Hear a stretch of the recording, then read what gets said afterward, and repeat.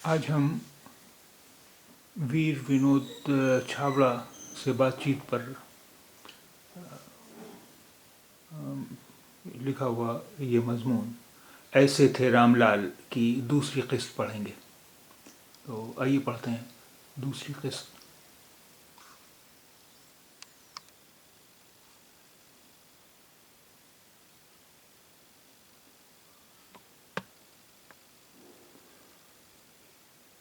तक़सीम से क़ब्ल लाला जी हमारे दादा मियाँ वाली में थे। तक़सीम से कुछ रोज़ क़ब्ल वो फैमिली के साथ किसी तरह बचते बचाते सहारनपुर पहुँचे। वहाँ महाजिर कैंपों में रहे। महाजिर कैंप यानी रेफ्यूजी कैंप। अपने दोस्तों और रिश्तेदारों को तलाश करते रहे। उन्हें अपने बड़े बेटे यानी मेरे पिताजी की बहुत फिक्र थी।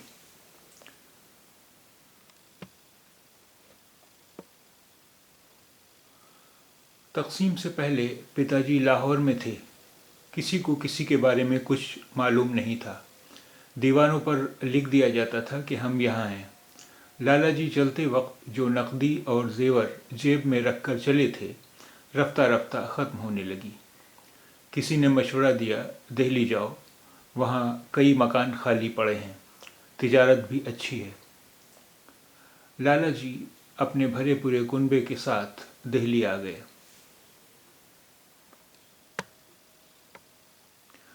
यहाँ भी कुछ वक्त कैंप में गुजारा।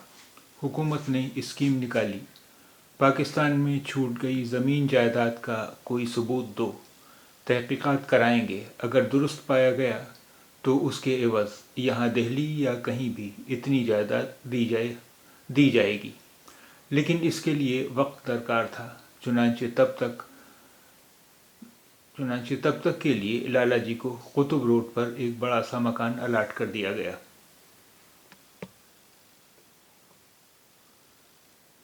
ये मकान असलन कोई कारखाना था। 2 कमरे पक्के और बाकी टीन की छत जो गर्मी में बेहद तपती थी। बारिश में पानी टपकता।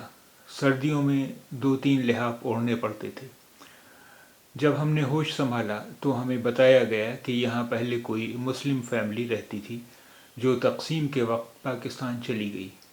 जगह जगह दीवारों और फर्श पर खून के छींटों के निशान थे, जो इस बात का इशारा था कि यहाँ ज़बरदस्त फसाद हुआ होगा। अंदाज़ा लगाया जा सकता है कि यहाँ से उजड़कर जो लोग सरहद पार गए वो भी ऐसे ही नज़ारे से 2-4 हुए होंगे।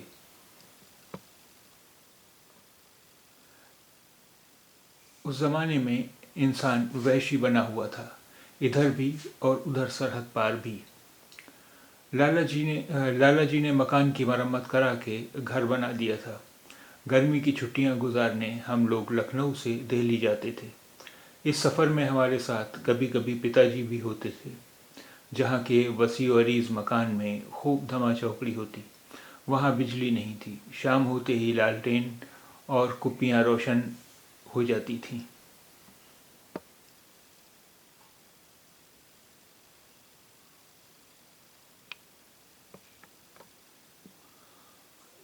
बड़ा सा आंगन, चारपाइयाँ बिछ गईं। बगल में कब्रिस्तान से लगी गली से भी लोग आ गए। ये सब सरहद पार से आए हुए थे। उन्हें भी यहीं सर छुपाने की जगह मिली थी।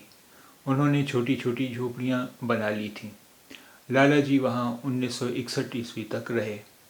उन्हें बाड़ा हिंदू राव की चिमनी मिल और गली में एक टूटा फूटा मकान मिल गया।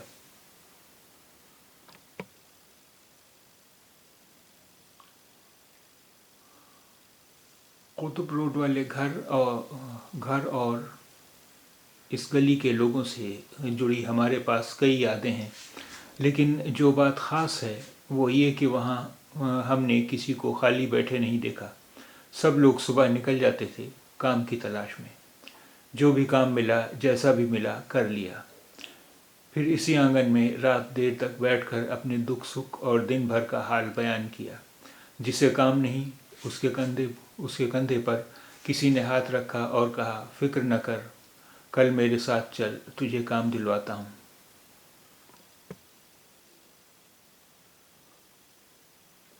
कुछ साल हम कुतुब रोड से कुछ साल पहले हम कुतुब रोड से गुजरे थे। ऑटो वाले से कहा, रुको, हमारा यहाँ बचपन गुजरा है। कब्रिस्तान तो नज़र आया, लेकिन वो घर नहीं दिखा। वहाँ तो कोई बड़ी सी इमारत खड़ी थी, सब कुछ बदल चुका था।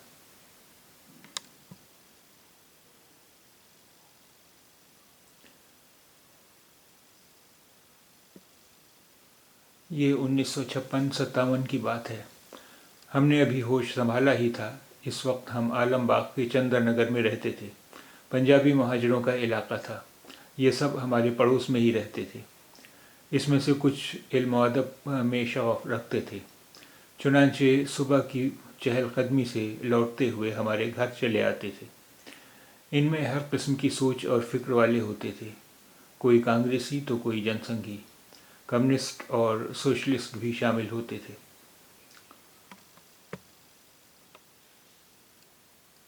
बहरहाल सभी एक एक वरक पलट कर कौमी आवाज़ अखबार पढ़ते थे। पिताजी ठहरे उर्दू अफसाना निगार और लाल झंडे की तरफ झुकाव वाले। हमारे घर सियासत, मज़हब और इल्म और अदब पर खूब बहस होती थी। कभी गर्मी बढ़ जाती तो किसी के लतीफ़े से महफिल कहकहादार हो जाती और माहौल ठंडा हो जाता। चाय के दौर चलते और सिगरेट नोशी की वजह से कमरा धुआं धुआं हो उठता।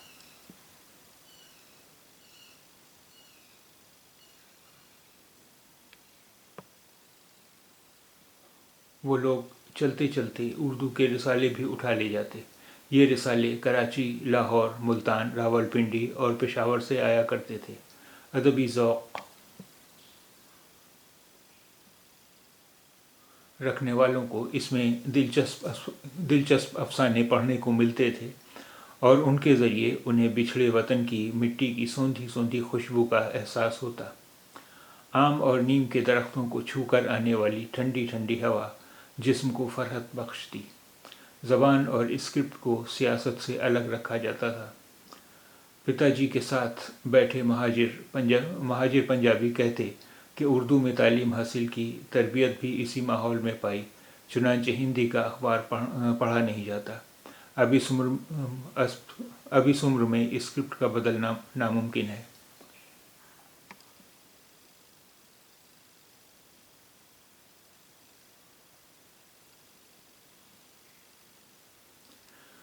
लेकिन माँ को ये सब अच्छा नहीं लगता। अक्सर गुस्सा हो जाती थीं।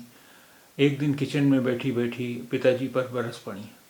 सुबह बच्चों के स्कूल जाने का वक्त होता है, उनको तैयार करूं, नाश्ता बनाऊं या आप लोगों के लिए चाय बनाऊं। दूसरे कमरे में बैठे मेहमानों ने सुन लिया। सब उठकर चले गए। बाद में पिताजी ने माँ को खूब डांटा।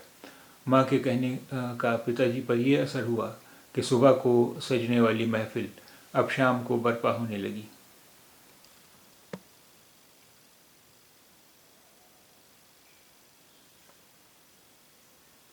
लखनऊ यूनिवर्सिटी बीए साल आखिर का रिज़ल्ट आने वाला था। रजिस्ट्रार ऑफिस के बाहर रोज़ाना किसी न किसी शोबे का रिज़ल्ट चस्पा होता था। उस रोज़ बीए का रिज़ल्ट दीवार पर चस्पा किया गया, लेकिन किसी ने उसे फाड़ दिया था। शायद कोई इम्तहान में नाकाम होने वाला तालिब इल्म रहा होगा। वहाँ मिले कागज़ के टुकड़ों से लाख कोशिश के बावजूद अपना रोल नंबर तलाश करने में नाकाम होकर घर वापस आ गया। लेकिन तबीयत में रिज़ल्ट मालूम करने की अजब सी बेचैनी थी। फिर अचानक कुछ याद आया और मैं कौमी आवाज़ और नेशनल हेराल्ड के दफ्तर वाक़े कैसरबाग के लिए चल दिया। वहाँ पर प्रेस में एक साहब से मेरी जान पहचान भी थी। उनसे मालूम किया तो उन्होंने बताया कि अभी मैटर कंपोज हो रहा है। फिर वो किसी तरह खबर लाए कि मुबारक हो, सेकेंड डिवीज़न पास हो। मैं खुश हुआ। दिल में ख्याल आया कि इस मौके पर तो चाय सिगरेट बनती है। चुनांचे कैसरबाग बस अड्डे की तरफ चल दिया। वहाँ चाय पी और सिगरेट होंठों पर लगाकर कैसरबाग से चारबाग की तरफ चल पड़ा।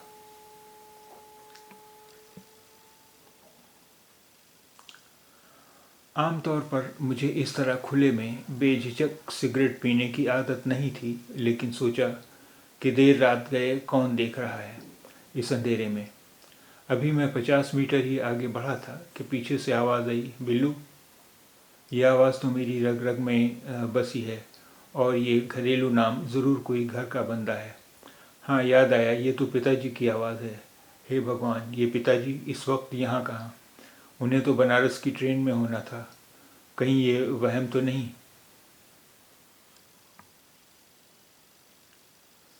پیچھے مڑ کر دیکھا، پتا جی ہی تھے، رکشے سے چلے آ رہے تھے۔ لمحہ بھر کے لیے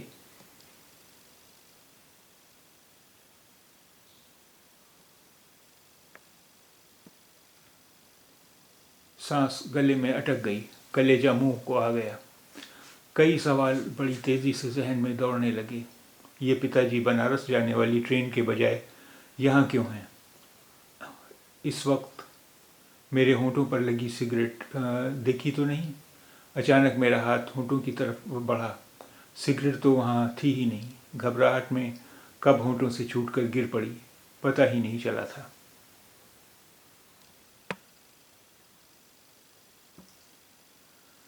ادھر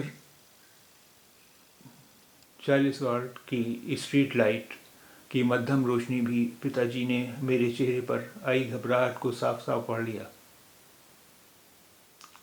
ادھر 40 واٹ کی اسٹریٹ لائٹ کی مدھم روشنی میں بھی پتا جی نے میرے چہرے پر آئی گھبراہٹ کو صاف صاف پڑھ لیا۔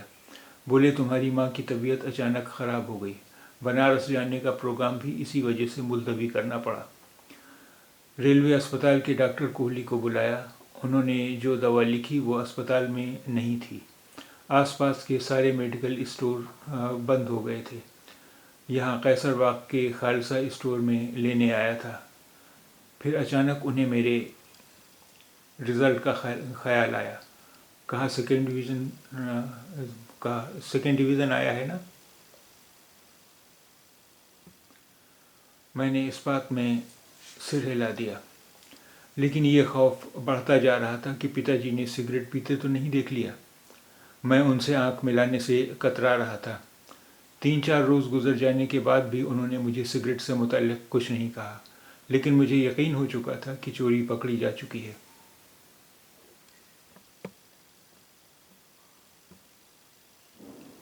عرصہ گزر گیا۔ ایک دن اپنے دوستوں کے ساتھ گپ شپ میں پتا جی دھواں اڑاتے ہوئے بتا رہے تھے کہ انہوں نے اپنے بیٹے کو پہلی بار سگریٹ پیتے کب دیکھا تھا۔